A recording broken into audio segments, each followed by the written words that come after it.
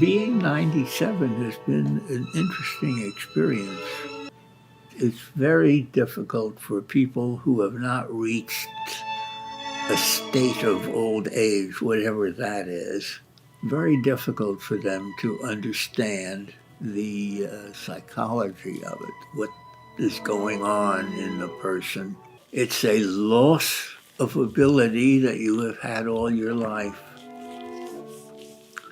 And there's a tendency to act as if you still had it and then fail or be embarrassed.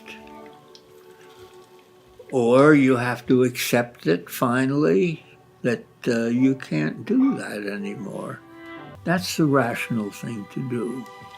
And it would be very nice if we just all did the rational thing to do, but we don't. You can't just decide rationally, well, this is the way it's got to be now, even though it was the other way then. You can say that to yourself, but that doesn't mean you can do it. These are lifelong habits. I can do a lot of the usual things of life, but now they are, most of them, done with effort and special care, and often enough with help of somebody else. And that's one of the challenges I have had, is to come to terms with the need for help. Okay. I was born in Brooklyn in 1921. Okay, your coffee. Thank you. I am 97, which is a big surprise to me. At this age, naturally, I think about death. I taught philosophy in the University of California about 40 years, I guess. As a young philosopher, I started out going deeply into psychoanalysis. I have published books on self-deception and Chinese philosophy. And I also was working in the theory of ethics and the law, problems of responsibility, in particular in connection with alcoholism and drug addiction. And I also wrote a book about death. And that was about 20 years ago. In the book about death, what I said was, in a nutshell, is there's no reason to be afraid or concerned or anything about death, because when you die, there's nothing. You're not going to suffer, you're not going to be unhappy, you're not going to, well, you're just, you are not going to be. I mean, at a certain point, there's nothing. So it's not rational to be afraid of death. I now think that is not a good statement, because I think it's important to figure out why it is then that people are afraid of death. Why am I concerned about it? My argument was there's no good reason for it. My sense of realism tells me, well, no good reason or not, it is something that haunts me, the idea of dying soon. I often walk around the house and I ask myself, often out loud, what is the point of it all? There must be something I'm missing in this argument. I wish I knew.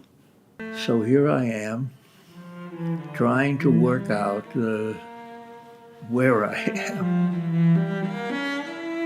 I still find that I am, in many ways, a puzzle to myself. I do find it very interesting to try to figure it out, what's going on.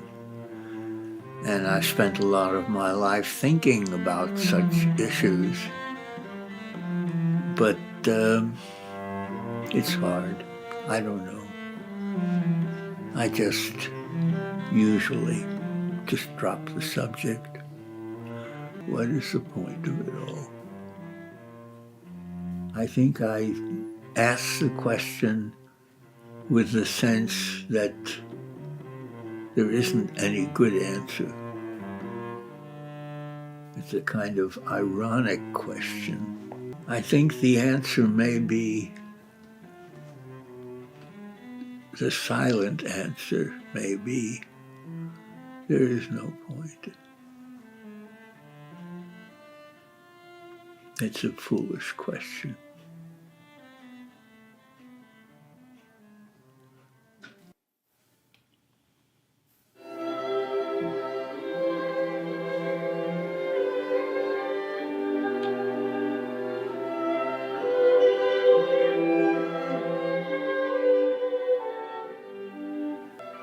If I had to say something, I would say that loneliness and absence is an absolute part of my life. And that has to do with my wife. We were very close. We were married for probably around 70 years. And that is another dimension of this whole situation that I am preoccupied with at times, because she's gone, and she has been for several years, and I feel that a part of me is gone.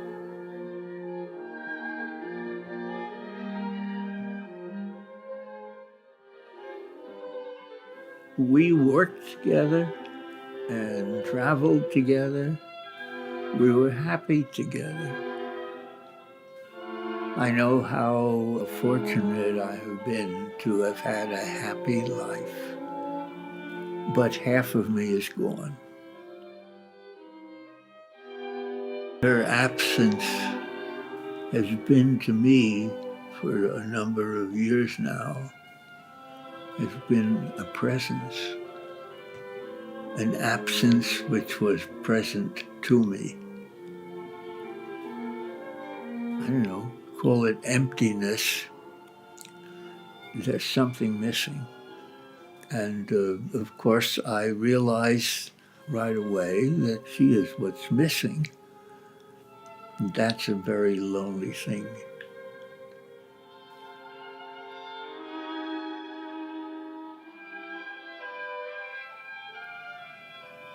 I was with her even when she was dying.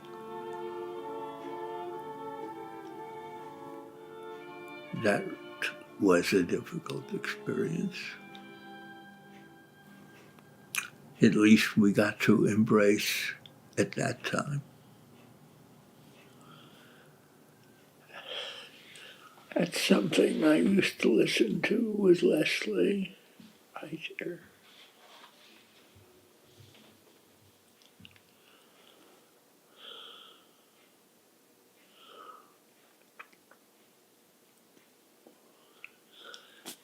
And we held hands.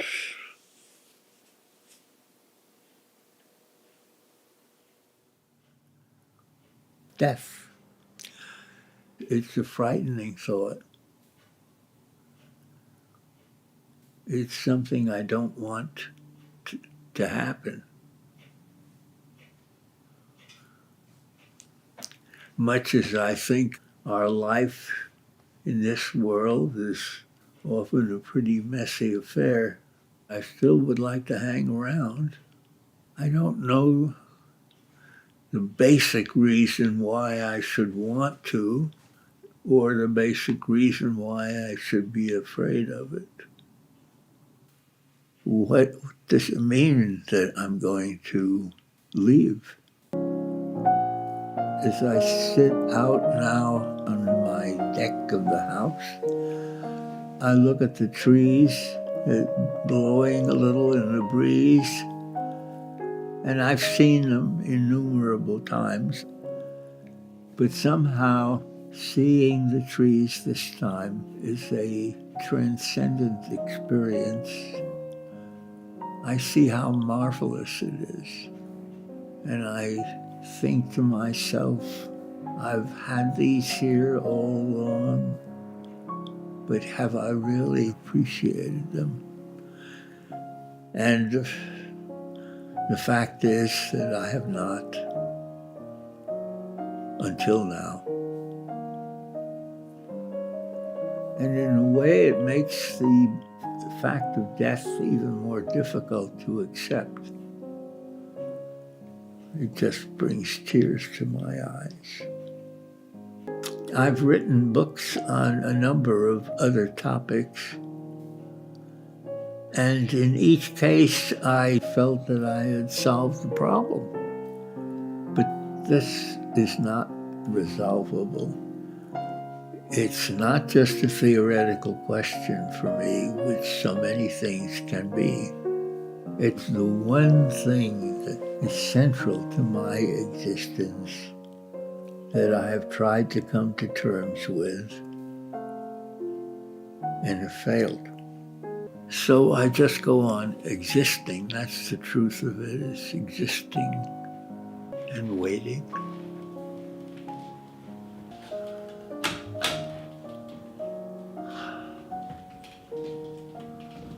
Waiting until I have to say goodbye.